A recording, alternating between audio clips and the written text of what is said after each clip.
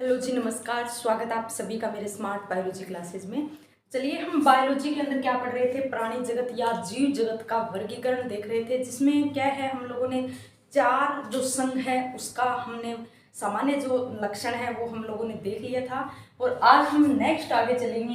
तो आगे हमारा क्या है, प्लेटी हेलमिंथेज संघ। ठीक है, कौन सा संघ? प्लेटी हेलमिंथेज संघ, या जिसको चपटे कर्मी भी कहा जाता है। तो इसको चपटे कर्मी क्यों कहा जाता है? क्योंकि इनके जीव जो है उनकी पृष्ठ सतह जो होती है वो सपाट होती है, वो चपटी होती है, इसलिए इसको क्या है, चपटे कर्मी कहा जाता है। ठीक है, देखिए ये कैसे होते हैं, अगुह्य, यानी इसके अंदर क्या है, गुहा नहीं पाई जाती है। ठीक है, त्रिस्तरीय, त्रिस्तरीय कहे तो इसके अंदर क्या है, एक्टोडर्म, एंडोडर्म तथा मेजोडर्म तीनों भ्रूणीय स्तर पाई जाती हैं, या जो इसका शरीर विकसित हुआ है जो भ्रूण के तीनों स्तरों से मिलकर हुआ है। ठीक है, फिर या इनको त्रिस्तरीय को त्रिकोरक भी कहते हैं। ये मैंने कल बता दिया था कि त्रिकोरिक कह दो या त्रिस्तरीय कह दो, एक ही बात है। ठीक है, द्विपार्श्व समिति, द्विपार्श्व समिति का अर्थ है कि इसका जो शरीर है केवल एक ही ऐसा तल है जो क्या है, इसके शरीर को दो बराबर भागों में बांट सकता है। ठीक है, तो ऐसी समिति को क्या कहा जाता है, द्विपार्श्व समिति कहा जाता है। ठीक है, फिर देखिए अंग स्तर का शारीरिक संगठन, इसका कैसा, अंग स्तर का शारीरिक संगठन पाया जाता है। ठीक है, यानी कि सबसे पहले कोशिका और कोशिका मिलकर क्या बनाएगी, उत्तक, और उत्तक मिलकर क्या बनाते हैं, उत्तक तंत्र, और उत्तक तंत्र मिलकर क्या बनाएंगे, अंग। तो इसका शरीर कोशिका से उत्तक मिलेगा, उत्तक से उत्तक तंत्र, और अंग तक, अंग मिलकर आगे अंग तंत्र नहीं बनाएंगे, केवल अंग स्तर तक क्या पाया जाता है, इसका शारीरिक संगठन पाया जाता है। ठीक है, फिर देखिए ये है वेरी वेरी मोस्ट इंपॉर्टेंट, इसका विशिष्ट लक्षण है कौन सा, ज्वाला कोशिका की उत्सर्जन में सहायता करती है। कौन? उत्सर्जन तंत्र के रूप में, या उत्सर्जन यानी अपशिष्ट पदार्थों को बाहर निकालने के लिए इसके अंदर क्या पाई जाती है, ज्वाला कोशिका पाई जाती है। वो कैसे, यहाँ मैं बता देती हूँ आप लोगों को।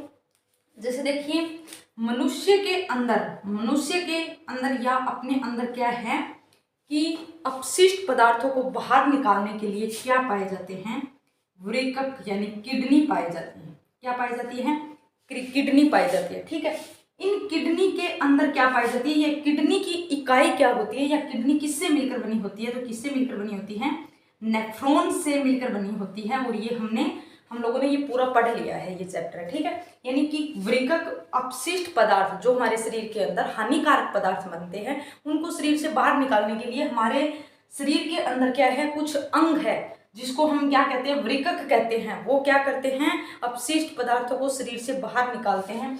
तो क्या है, वृकक के अंदर क्या पाए जाते हैं, नेफ्रॉन्स पाए जाते हैं। वैसे ही इस संघ के प्राणियों में क्या पाया जाता है, जैसे अपने अंदर वृकक पाया जाता है वैसे प्रोटोनेफ्रेडिया, ठीक है, और इन प्रोटोनेफ्रेडिया के अंदर जैसे अपने अंदर क्या पाया जाता है, नेफ्रॉन्स, वैसे ही इसके अंदर क्या पाई जाती है, ज्वाला कोशिका पाई जाती है। क्या, ज्वाला कोशिका। ये पूछा जाता है और पूछा भी जा चुका है कि प्लेटी हेलमिंथेज के संघ के सदस्यों में, या ऐसे दे देंगे प्लेनेरिया, टीनिया, फेसियोला, इसमें से कोई एक एग्जाम्पल दे देंगे और पूछ लेंगे कि निम्न में से कौन सा अंग जो है उत्सर्जन में सहायता करता है। तो आपको ज्वाला कोशिका दे देंगे, या आपको रेनेट कोशिका दे देंगे, या फिर आपको क्या है, लेसो कोशिका दे देंगे। इस तरह से जो इन संघ से रिलेटेड है वो दे देंगे। लेकिन आपको याद रखना है कि प्लेटी हेलमिंथेज के जो प्राणी हैं वो क्या है, ज्वाला कोशिकाओं के द्वारा क्या है, उत्सर्जन करते हैं। ठीक है, या फिर ये क्या है, इसके अंदर जैसे वृकक समान क्या पाए जाते हैं, प्रोटोनेफ्रेडिया पाए जाते हैं। ठीक है, तो देखिए और एक इसके अंदर क्या है, आहार नाल अपूर्ण होती है। देखिए आहार नाल अपूर्ण का क्या अर्थ है, अपूर्ण का अर्थ है कि जैसे ये क्या है, ये एक जीव है। ठीक है, इसके अंदर ये क्या है, मुख है। ठीक है, अब ये प्राणी क्या करेगा, मुख के द्वारा क्या करेगा, जैसे ये भोजन है, इस भोजन को क्या करेगा, मुख के द्वारा ग्रहण करेगा। ठीक है, और अपशिष्ट जो पदार्थ बाहर निकालना है, ठीक है, वो भी इस मुख के द्वारा ही बाहर निकालेगा। इसके अलावा कोई एक्स्ट्रा अंग नहीं पाया जाता है। तो जिस मुख से यह भोजन ग्रहण कर रहा था उसी के द्वारा यह क्या है, अपशिष्ट पदार्थों को बाहर निकालता है, हानिकारक पदार्थों को बाहर निकालता है। इसको बोला जाता है आहार नाल, अपूर्ण या अपूर्ण आहार नाल बोला जाता है। ठीक है, तो इस संघ के प्राणियों में एक मुख पाया जाता है, अपूर्ण आहार नाल पाई जाती है। ठीक है, तो देखिए अंतः परजीवी होते हैं। ये कैसे होते हैं? ज्यादातर अंतः परजीवी होते हैं, कुछ इसमें सीधे परजीवी भी। अंतः परजीवी का क्या अर्थ है कि जैसे अपने शरीर के अंदर परजीवी रहे, ठीक है, या किसी दूसरे जंतु या पादपों के शरीर के अंदर क्या है, परजीवी रहे बाह्य रूप में। जैसे अपने अंदर क्या है, जूं जूं होती है ना, जूं सिर के अंदर जो खून चूसती है, ठीक है ना, यानी रक्त चूसती है, तो वो क्या होती है, वो बाह्य परजीवी होती है। लेकिन अपने आंत के अंदर क्या है, जीवाणु एसिटीरिया कोलाई पाया जाता है, ई कोलाई जीवाणु पाया जाता है। वो कैसा है, अंतः परजीवी, यानी अपने शरीर के अंदर क्या है, परजीवी के रूप में रह रहा है। ठीक है, तो देखिए जो अंदर रहते हैं शरीर के वो क्या कहलाते हैं, अंतः परजीवी कहलाते हैं, और तथा जो बाहर शरीर के ऊपर परजीवी होते हैं वो बाह्य परजीवी कहलाते हैं। तो इस संघ के प्राणी जो है वो कैसे हैं, ज्यादातर अंतः परजीवी हैं। उभयलिंगी का अर्थ है कि एक ही शरीर पे मादा तथा नर कोशिकाएं पाई जाएगी। ठीक है, निषेचन इसका क्या होगा, आंतरिक होगा। ठीक है, निषेचन कैसा होगा, आंतरिक होगा। और इसमें क्या है, ये भी इसका very very most important point है कि इसमें पुनरुद्भवन की क्षमता पाई जाती है। क्या पाई जाती है, इसमें पुनरुद्भवन की क्षमता पाई जाती है। और इसका एग्जाम्पल तो वेरी मोस्ट इंपॉर्टेंट है, वेरी वेरी, कि प्लेनेरियम सबसे ज्यादा पुनरुद्भवन की क्षमता पाई जाती है। इसके अंदर, प्लेनेरिया के अंदर सबसे ज्यादा पुनरुद्भवन की क्षमता। अब पुनरुद्भवन क्या होता है ये मैंने पहले बता भी चुकी हूँ, लेकिन फिर भी बता देती हूँ कि यदि ये एक प्राणी है, इस प्राणी के एक शरीर का टुकड़ा टूट गया और ये टुकड़ा जो टूटा है ये एक नए प्राणी का क्या है, निर्माण कर देगा। ये एक नए प्राणी का निर्माण कर देगा, इसे कहा जाता है पुनरुद्भवन की क्षमता। ठीक है, इसके एग्जाम्पल याद रखना, 3 एग्जाम्पल है। एक प्लेनेरिया, ये तो है इंपॉर्टेंट, क्यों, क्योंकि इसमें पुनरुद्भवन की अपार क्षमता पाई जाती है। ठीक है, फिर है टीनिया और एक है फैसियोला। टीनिया और फैसियोला और प्लेनेरिया, ये इस प्लेटीहेल्मिन्थीज के सामान्य लक्षण थे और ये इनके एग्जाम्पल है। बस इतना आपने याद कर लिया तो आपके क्वेश्चन आसानी से सोल्व हो जाएंगे। ठीक है, फिर देखिए, फिर हम देखते हैं आगे, नेक्स्ट आता है एस्केल्मेंथीज। एस्केल्मेंथीज, या इसको कहा जाता है गोलकर्मी, या इसको क्या कहा जाता है, गोलकर्मी। गोलकर्मी क्यों कहा जाता है, तो देखिए इसको यदि अनुप्रस्थ काट काटे, इसकी क्या है, इस तरह से ये प्राणी होते हैं, तो इनकी यदि अनुप्रस्थ काट काटे और इसको देखे तो ये क्या है, गोल आकार के दिखाई देंगे। ठीक है, ये क्या है, गोल। जैसे ये क्या है, मार्कर। इस मार्कर को यदि मैं इससे काट लूं या इसको आप ऐसे देख रहे हो तो ये कैसा दिखाई दे रहा है, गोल दिखाई दे रहा है। वैसे ही ये क्या है, एस्केल्मेंथीज है। लेकिन प्लेटीहेल्मिन्थीज चपटे कर्मी कैसे थे कि जैसे इस तरह से, या मैं कॉपी का पेज लूं, एक कॉपी का पेज लेकर देखूं ना तो पेज कैसा है, चपटा है। वैसे ये चपटे थे, लेकिन ये कैसे है, आकृति में गोल आकृति में है। ठीक है, तो इसलिए इसको गोलकर्मी कहा जाता है और इस प्लेटीहेल्मिन्थीज को क्या कहा जाता है, चपटे कर्मी कहा जाता है। देखिए ये क्या है, ये जलीय प्राणी भी है, जल में भी पाए जाते हैं, ये स्थल पर भी पाए जाते हैं और ये मुक्त रूप से भी क्या करते हैं, विचरण करते हैं और परजीवी रूप में भी पाए जाते हैं। ठीक है, तो इसके जो सदस्य है, इस एस्केल्मेंथीज के जो सदस्य हैं वो सभी जगहों पर उपलब्ध होते हैं, जल में, स्थल पर, मुक्त जीवी कह दो या परजीवी कह दो। ठीक है, अब इसके अंदर देखो द्विपार्श्व समिति पाई जाएगी। ठीक है, द्विपार्श्व समिति मैंने बता दिया, एक ही तल से शरीर 2 भागों में विभाजित, बराबर 2 भागों में विभाजित हो सकता है और इसके अलावा दूसरे तल से नहीं होता है, एक ही तल से निश्चित। ठीक है, त्रिकोरिक यानी कि त्रिस्तरीय जो भ्रूण जो होता है वो 3 स्तरों से मिलकर बना होता है। कौन सी, एक्टोडर्म, एंडोडर्म और मीजोडर्म। ठीक है, और ये है इस लक्षण, इसका विशिष्ट लक्षण, इसमें क्या है, कूट गुहा पाई जाती है।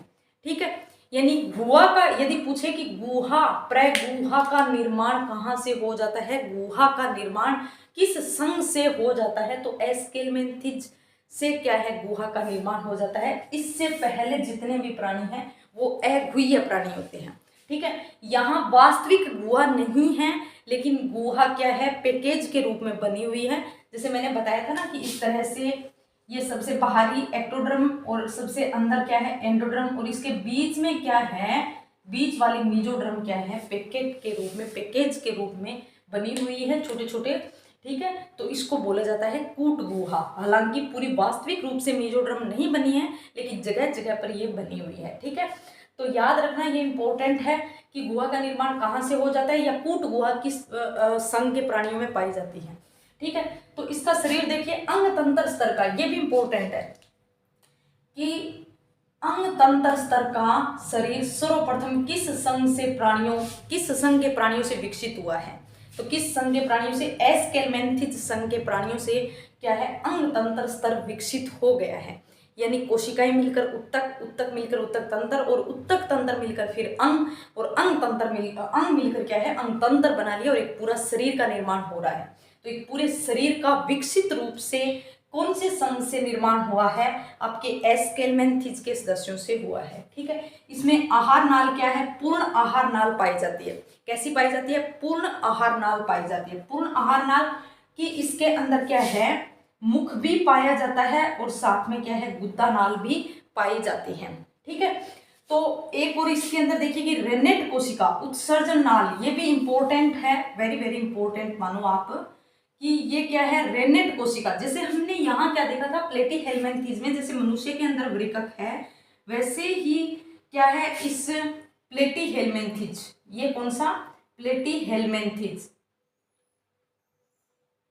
प्लेटीहेल्मिन्थेस के सदस्यों में क्या है, मनुष्य के वृकक के समान प्रोटोनेफ्रेडिया होता है, और उस प्रोटोनेफ्रेडिया में नेफ्रॉन के समान क्या पाई जाती है, ज्वाला कोशिका पाई जाती है। वैसे ही इन एस्केलमेंथिस, इस एस्केलमेंथिस संघ के सदस्यों में क्या है, प्रोटोनेफ्रेडिया तो पाया ही जाता है, प्रोटोनेफ्रेडिया, और इनके अंदर जो प्रोटोनेफ्रेडिया के अंदर जो कोशिकाएं पाई जाती है, उन कोशिकाओं को क्या कहा जाता है, रेनेट कोशिका कहा जाता है।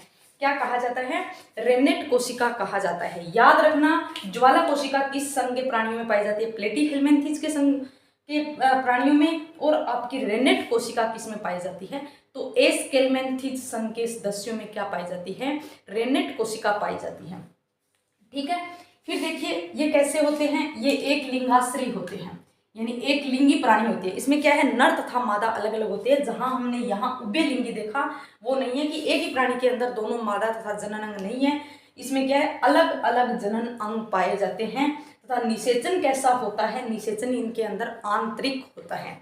ठीक है, तो देखिए इसके एग्जाम्पल है एस्केरिस, एग्जाम्पल है एस्केरिस। इस एस्केरिस में क्या है, मादा जो है, मादा बड़ी होती है किससे, नर प्राणी से। मादा क्या है, बड़ी होती है नर प्राणी से। किस तरह से, जैसे इस तरह से गोलकर्मी है, ये मुख और ये गुद्दानाल हो गई, और ये क्या होगा, नर होगा जो छोटा होगा। ठीक है, तो क्या है, नर मादा जो है वो नर प्राणी से क्या है, बड़ी पाई जाती है एस्केरिस में। और ये क्या है, जब हम क्या है, अस्वच्छ जल यानी दूषित जल, हम दूषित जल का जब हम सेवन करते हैं, स्वच्छ जल नहीं होता है, तब क्या है, ये शरीर के अंदर प्रवेश कर जाती हैं तथा ये शरीर के अंदर वृद्धि करने लगती हैं। ठीक है, फिर आता है इसका एग्जाम्पल वोचेरिया। वोचेरिया क्या है, वोचेरिया ये एक रोग उत्पन्न करता है, हाथी पांव रोग होता है, वो उत्पन्न करता है कौन, वोचेरिया। ठीक है, कि वो अपने क्या है, पैर क्या है, पैर में सूजन आ जाती है, पैर मोटा हो जाता है। किसके कारण, इस वोचेरिया के कारण क्या है, ये इसके संक्रमण के कारण क्या है, पैर में सूजन आ जाती है, तो उसे कहा जाता है हाथी पांव रोग। ठीक है, अब देखो एनसाइक्लोस्टोमा, एक इसका एग्जाम्पल है एनसाइक्लोस्टोमा। ये 3 एग्जाम्पल याद रखना। यदि ये एग्जाम्पल याद नहीं हो रहा है तो ये 2 आप पक्का कंफर्म याद रखना। ये दोनों किसके सदस्य हैं, ये आपके एस्केलमेंथिस के सदस्य हैं। ठीक है, तो ये आप हमारा जो प्लेटीहेल्मिन्थेस तथा एस्केलमेंथिस दोनों में आप अंतर करते हुए पढ़ोगे तो आपका निश्चित तौर पे याद रहेगा। कैसे कि देखिए, ये एगुए प्राणी हैं, ये कैसे हैं, कूट गुहा, यानी यहाँ गुहा विकसित नहीं हुई है, यहाँ क्या है, कूट गुहा यानी पैकेज के रूप में गुहा विकसित हो चुकी है। यहाँ क्या है, अंग स्तर का है, तो यहाँ अंग तंत्र स्तर का विकसित हो चुका है। शरीर जो है अंग तंत्र स्तर का विकसित हो चुका है। ठीक है, द्विपार्श्व समिति, त्रिकोरक और त्रिकोरिक। ठीक है, फिर उसके बाद देखो इसमें क्या है, आहार नाल अपूर्ण होती है, यानी ऐसे याद नहीं रहता तो आप यहाँ याद रखो कि इसके अंदर सिर्फ मुख पाया जाता है। क्या पाया जाता है, इन प्राणियों के अंदर सिर्फ मुख पाया जाता है, लेकिन इन संघ के प्राणियों के अंदर क्या है, मुख तथा गुद्दा दोनों पाए जाते हैं।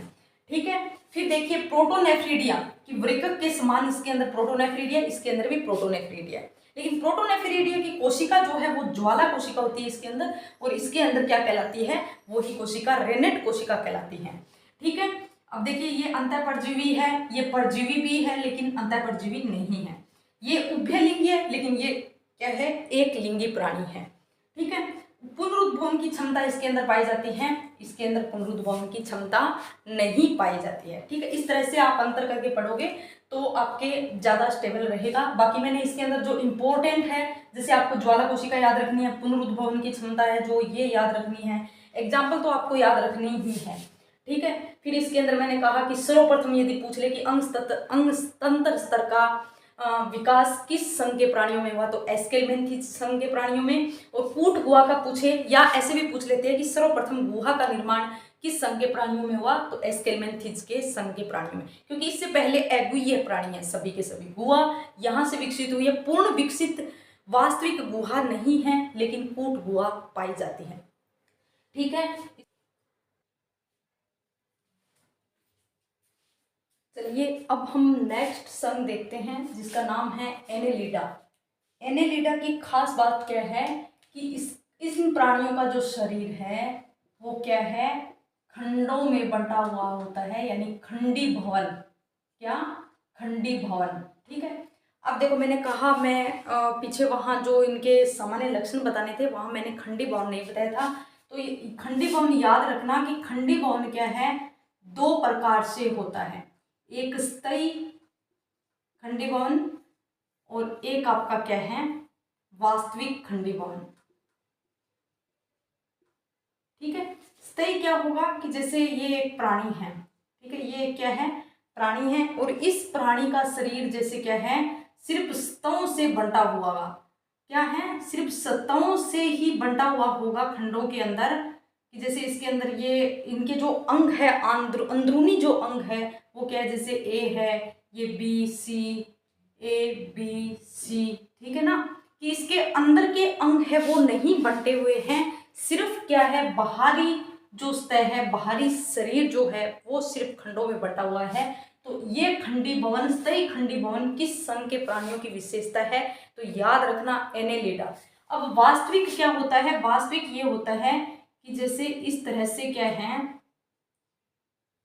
ये एक प्राणी है, हालांकि ऐसा प्राणी नहीं होता है लेकिन फिर भी मैं बता देती हूँ, आपको ज़्यादा समझ में आएगा इसीलिए बताया। देखो ये है, ये एक प्राणी है, जैसे यहाँ इसका जैसे अपना क्या होता है, सिर होता है ना, खंडों में, निश्चित खंडों में बंटा हुआ है, कि यहाँ अपना सिर है, यहाँ क्या है, लीवर है, ठीक है ना, यहाँ क्या है, हार्ट है, ठीक है, फेफड़े हैं, इस तरह से क्या है, जैसे मस्तिष्क हमारे सिर के अंदर पाया जाता है। ठीक है, तो ये क्या है, हमारे जो अंदरूनी पार्ट्स जो है वो अपने निश्चित जगहों पर बंटे हुए हैं।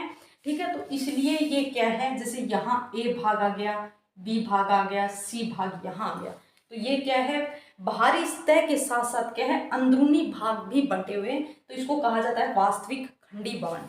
ठीक है, तो याद रखना, स्थायी खंडी भवन तथा वास्तविक खंडी भवन। तो एनेलिडा संघ के प्राणियों में क्या है, स्थायी खंडी भवन पाया जाता है। इनकी क्या है, ऊपर की जो सतह है, जैसे इस तरह से ये प्राणी है, इसके ऊपर क्या है, ऊपर की सतह क्या है, खंडों में बंटी हुई होती है, क्या है, खंडों में बंटी हुई होती है। जैसे आपने सबसे सर्वमान्य प्राणी केंचुआ देखा होगा, केंचुए के ऊपर क्या है, ऐसे धारियां सी स्थायी भाग बंटा हुआ दिखाई देगा। ठीक है, तो केंचुआ इस संघ का प्राणी है। फिर इनके अपन क्या है, सामान्य लक्षण देखते हैं, ये जलीय होते हैं, स्थलीय होते हैं, मुक्त जीवी भी होते हैं। देखो जलीय का एग्जाम्पल है नेरिस, ठीक है, क्या है, नेरिस। स्थलीय कहें तो केंचुआ, यानी गोबर से खाद बनाने के, ये इसको क्या है, किसान इसको खाद बनाने में उपयोग में लेता है, या किसान के लिए क्या है, ये उपयोगी सिद्ध होता है। ठीक है, तो ये क्या है, स्थलीय प्राणियों के रूप में केंचुआ आ गया। मुक्त जीवी द्विपार्श्व, इसके अंदर क्या है, सममिति पाई जाती है। ये कैसे होते हैं, त्रिकोरक होते हैं। ठीक है। फिर इसके एक मोस्ट इम्पोर्टेंट है कि इसके अंदर वास्तविक गुहा का निर्माण हो जाता है। पूछे कि देह गुहा का यानी कि गुहा का निर्माण कौन से संघ से हो जाता है, तो आपके एस्केलमेंथिस संघ से।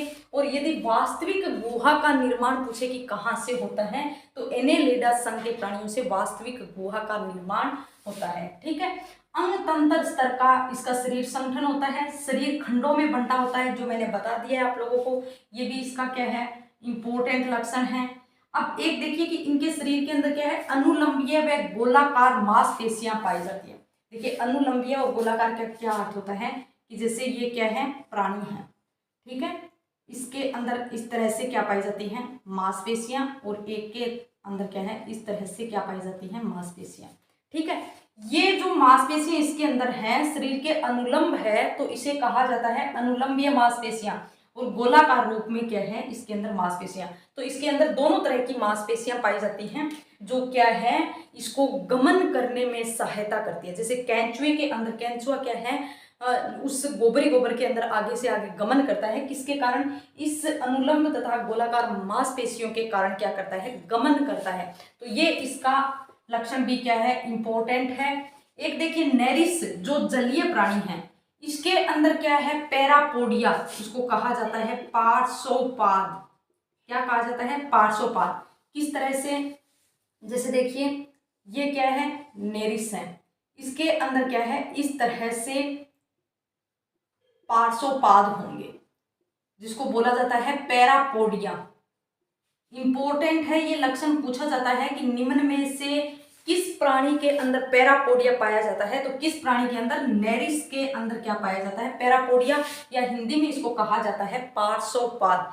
शरीर की बाहरी सतह से क्या निकले होते हैं, उपांग निकले होते हैं, या उसको गमन करने में सहायता, इसको तैरने में, जल के अंदर तैरने में सहायता करते हैं। इसको क्या कहा जाता है, पैरापोडिया कहा जाता है। ये क्या है, पैरापोडिया। ठीक है। बंद प्रकार का परिसंचरण तंत्र पाया जाता है, यानी इसके अंदर जो रक्त है वो परिवहन नलियों के रूप में होगा। ठीक है। अब देखिए उत्सर्जन, उत्सर्जन इसका क्या है, वृकक यानी नेफ्रीडिया के द्वारा होता है। शरीर, इसका शरीर जो है वो क्या है, नली के भीतर नली समान, नली के भीतर नली समान। देखो ये क्यों, ये पूछा भी गया है बहुत बार कंपटीशन एग्जाम में, वो पूछा भी जा सकता है। किस तरह से, कि जैसे ये क्या है, ये इसका शरीर है, ये एक नली माने, और इस नली के अंदर भी क्या है, एक दूसरी नली, इस तरह से नली के भीतर नली समान इसका शरीर होता है। जैसे ये क्या है, मार्कर है, इस मार्कर को यदि मैं निकाल के देखूं तो इसके अंदर एक नली और होगी, जिसमें क्या है, स्याही डाली जाती है। तो ये खुद नली, और इस नली के भीतर क्या हो गई, नली। तो इस तरह का इसके अंदर क्या है, शरीर पाया जाता है। नली के भीतर नली समान इसका क्या होता है, शरीर होता है। ठीक है। फिर देखिए कि इसके अगर भाग में क्या है, तंत्रिका वलय। देखिए किस तरह से, ये इसका प्राणी है एक, ठीक है ना। तो इसके अंदर क्या है, यहां जैसे मैं यहां बनाऊं, ये एक क्या है, अगर भाग, ये इसका है अगर भाग। अगर भाग में ये क्या है, तंत्रिका वलय। क्या है, तंत्रिका वलय, यानी तंत्रिकाओं के द्वारा बनी हुई एक वलय पाई जाती है अगर भाग में। ठीक है। इस अगर भाग से फिर क्या है, यहाँ एक तंत्रिका पश्च भाग तक जाती है, और इस पश्च भाग की तंत्रिकाओं से फिर क्या है, छोटी छोटी तंत्रिका रज्जु क्या होती है, निकली रहती है। ठीक है। इस तरह से इसके अंदर क्या है, तंत्रिका तंत्र विकसित होता है। ठीक है। अगर पूछा जाता है कि कौन से संघ के प्राणियों से तंत्रिका तंत्र का विकास शुरू हो जाता है, तो कौन से, एनेलिडा संघ के प्राणियों से। ठीक है। इससे पहले अपन ने क्या है, तंत्रिका तंत्र नहीं पढ़ा था, लेकिन यहाँ क्या है, पूर्ण विकसित नहीं है, फिर भी क्या है, अगर भाग में तंत्रिका वलय पाया जाता है, तथा इसके अगर से पश्च भाग तक एक तंत्रिका जाती है, और उस तंत्रिका से क्या है, छोटे छोटे तंत्रिका रज्जु निकले होते हैं। ठीक है। तो देखिए अब ये पॉइंट आपको समझ में आ गया होगा कि अगर भाग में तंत्रिका वलय, ठीक है, जो तंत्रिकाओं से मिलकर बनी है, और अगर से पश्च भाग में एक क्या है, तंत्रिका जाती है, और उनसे क्या निकले रहते हैं, तंत्रिका रज्जु निकले रहते हैं। ठीक है। फिर देखिए इसके एग्जाम्पल है कैंचुआ, हिरुडुनेरिया, जिसको जोंक कहा जाता है। ठीक है। जोंक, जोंक क्या है, ये रक्त चूसती है। ठीक है। और एक आपका नेरिस, जो क्या है, जलीय प्राणी है, जो इस नेरिस की मुख्य विशेषता क्या है कि इसके अंदर क्या है, पार्श्वपाद यानी पैरापोडिया पाई जाती है। ठीक है। तो ये है आपका एनेलिडा। अब हम देखते हैं आर्थ्रोपोडा संघ। आर्थ्रोपोडा संघ की यदि बात करें तो प्राणी जगत का सबसे बड़ा संघ है, यानी प्राणी जगत के अंदर यदि देखें तो सबसे बड़ा संघ कौन सा है? आर्थ्रोपोडा संघ है। यदि मैं बात करूं कि पृथ्वी पर जितने भी जीव जाति हैं, पृथ्वी पर जितनी भी जीव जाति है उस जीव जाति की 65% जातियां क्या है इस संघ के प्राणियों में पाई जाती हैं। क्या है? इस संघ के प्राणियों में। तो ये क्या है? प्राणी जगत का सबसे बड़ा संघ माना जाता है। इसके अंदर क्या है? कीटों को रखा गया है। क्या? कीटों को रखा गया है। कीड़े मकोड़े हैं, ठीक है ना, और आपके क्या है? मधुमक्खी है, मच्छर है, ठीक है ना, इस प्रकार के कीट क्या है इस संघ के अंदर आते हैं। इसका शरीर जो है वो क्या है? अंग तंत्र स्तर का पाया जाता है। क्या? अंग तंत्र स्तर का। और इसका शरीर क्या है? खंडों में बंटा होता है। ये खंडी बोन जो मैंने कहा, और ये खंडों में किस तरह से कि सिर, वक्ष और उदर भाग में। जैसे देखिए ये अपना क्या है, यहाँ तक क्या है सिर होता है, फिर ये इतना क्या है ग्रीवा यानी गर्दन होती है, फिर यहाँ ये वाला भाग क्या, जो डायफ्राम के ऊपर वाला भाग वक्षीय भाग कहलाता है, और डायफ्राम के नीचे वाला भाग क्या कहलाता है? उदरीय भाग कहलाता है। लेकिन इन प्राणियों के अंदर क्या है? सिर, वक्ष और उदर भाग में बंटा हुआ होता है, यानी ग्रीवा भाग नहीं पाया जाता है। तो शरीर के खंडों में कहाँ से बंट जाता है, या ऐसे पूछ ले कि सिर, वक्ष, उदर का निर्माण कौन से संघ से हो जाता है, तो आर्थ्रोपोडा संघ से सिर, वक्ष, उदर तथा सिर, वक्ष तथा उदर में डिवाइडेशन हो जाता है। ठीक है। फिर देखिए कि इसके अंदर क्या है? द्विपार्श्व समिति पाई जाती है। त्रिकोरिक होते हैं। कैसे होते हैं? त्रिकोरिक या त्रिस्तरीय प्राणी। वास्तविक गुहा, ठीक है, वास्तविक गुहा इसमें भी पाई जाती है और एनेलिडा संघ के अंदर भी पाई जाती है। और एनेलिडा संघ से ही क्या है? वास्तविक गुहा का निर्माण होता है। और गुहा का निर्माण पूछे तो एस्केलमेंथिस संघ के सदस्यों से होता है। ठीक है। कंकाल, इसके कंकाल जो बने होते हैं वो किससे बने होते हैं? काइटिन से बने होते हैं। किससे बने होते हैं? काइटिन से बने होते हैं। देखिए कंकाल, एक बाह्य कंकाल होता है, एक आंतरिक कंकाल। अब अपन कंकाल का नाम सुनते ही हम क्या किसको समझते हैं? हम अपने हड्डियों को समझते हैं। लेकिन एक्चुअल में क्या होता है कि हड्डियां नहीं, ये अपने सिर के जो बाल है, ये अपने हाथ पैर जो है, ये भी क्या है? ये त्वचा जो है, त्वचा जो है, बाल जो है, ये क्या बना रहे हैं? ये हमारे शरीर के बाह्य कंकाल बना रहे हैं। अंदर जो मांसपेशियां हैं, जो हड्डियां हैं, ये सब क्या है? अंतः कंकाल बना रही है। तो इन प्राणियों के अंदर क्या है? ये कंकाल जो, जैसे आपके मच्छर है, मच्छर के दो स्पर्शांग जो स्पर्श करते हैं वो क्या है? स्पर्शक होते हैं। वो किसके बने होते हैं? काइटिन के बने होते हैं। यानी इसका जो कंकाल जो है वो पूरा कंकाल किससे बना होता है? काइटिन से बना होता है।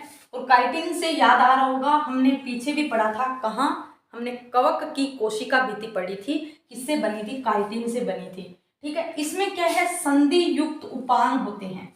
अब देखिए संधि युक्त उपांग का क्या अर्थ है कि इन संघ के प्राणियों में, जैसे ये क्या है?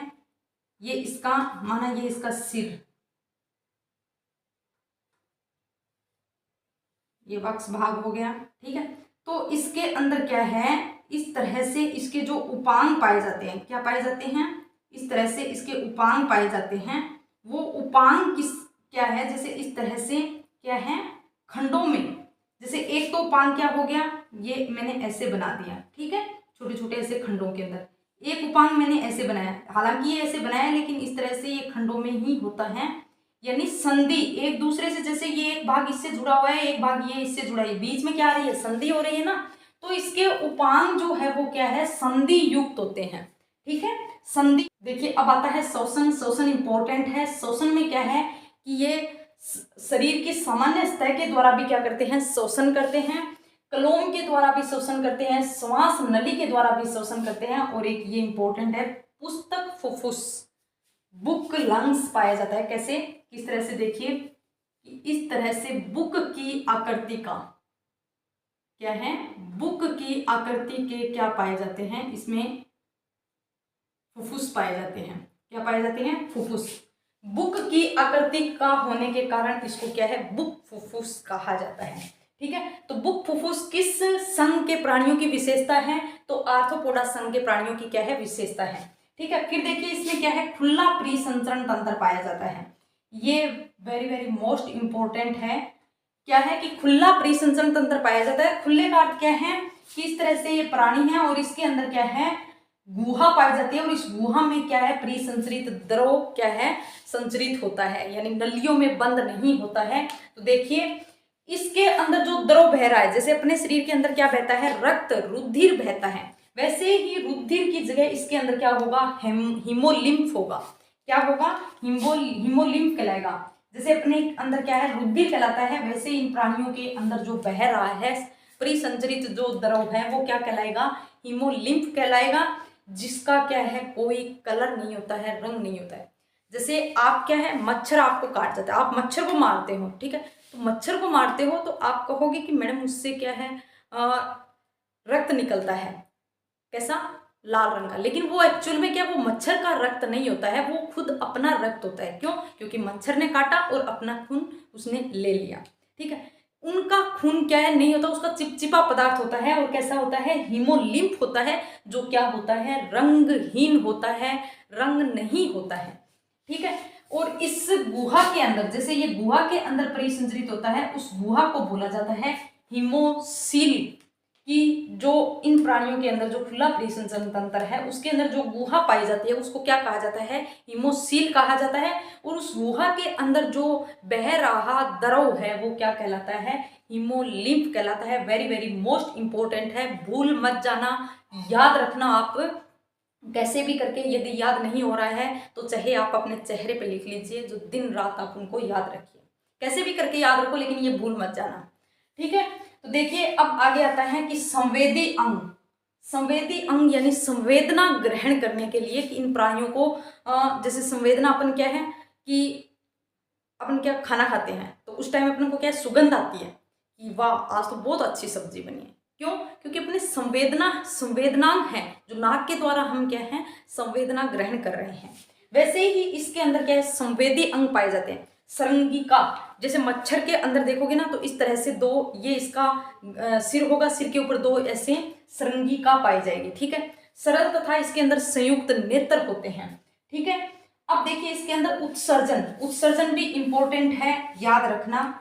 उत्सर्जन किसके द्वारा होता है, तो इसके अंदर उत्सर्जन होता है आपकी मैलपीगी नलिकाओं के द्वारा। किसके द्वारा, मैलपीगी नलिकाओं के द्वारा। देखो उत्सर्जन की यदि बात करूं तो एक तो आप आर्थ्रोपोडा संघ का याद रखना, किसके द्वारा होता है, मैलपीगी नलिकाओं के द्वारा। और एक मैंने आपको प्लेटी हेलमेंथीज में बताया था कि ज्वाला कोशिकाएं, और एक आपका एस्केलमेंथीज में क्या है, रेनेट कोशिका। तो ये तीनों प्रकार के उत्सर्जन नलिका जो है या उत्सर्जन कोशिका जो है, याद रखना। ये कैसे होते हैं, एक लिंगी होते हैं और कैसे होते हैं, अंडपर्जक होते हैं, यानी अंडे देने वाले होते हैं, जरायुज नहीं होते हैं, अंडज होते हैं। तो देखिए इसके एग्जाम्पल है एपिस, या एपिस भी लिखा जाता है। एपिस मधुमक्खी को कहा जाता है, बोम्बिक्स, बोम्बिक्स जो है रेशम कीट को कहा जाता है, लेसिफर जो लाख बनाई जाती है, ठीक है। ऐसे पूछा जाता है कि लाख के कीड़े का नाम क्या है, तो उसके कीड़े का नाम है लेसिफर कीट, ठीक है। जिससे क्या है, ये लाख उत्पन्न करता है। लाख से क्या है, एक रेड कलर की जो स्याही होती है, जो क्या है किसी को अपन लोग करते हैं, जैसे सरकारी कार्यों के अंदर ये यूज में ली जाती हैं, वो स्याही भी किससे बनती है, इस लाख के द्वारा भी बनती है, या लेसिफर कीट ही इसको बनाता है, ठीक है। एक है एनाफिलीज मच्छर, ठीक है, एक क्यूलेक्स, ये भी मच्छर हैं। एडिस मच्छर जो क्या डेंगू रोग उत्पन्न करता है। एक है बिच्छू, ठीक है। बिच्छू के अंदर आप याद रखना, जो ये मैंने फुफ्फुस ये क्या बताए थे, पुस्तक फुफ्फुस बताए थे, ये पुस्तक फुफ्फुस किस प्राणी के अंदर पाया जाता है, तो ये बिच्छू के अंदर पाया जाता है। किसके अंदर, बिच्छू के अंदर पाया जाता है, ठीक है। तो ये था आपका एनेलिडा तथा आर्थ्रोपोडा संघ के प्राणियों का सामान्य लक्षण, ठीक है। तो अपन ने क्या 8 संघ पढ़ लिए, और भी हम आगे इसके नेक्स्ट पढ़ेंगे नेक्स्ट क्लास के अंदर। तो आज के लिए इतना ही। एक बार आप स्क्रीनशॉट लेना चाहते हो तो ले लीजिए।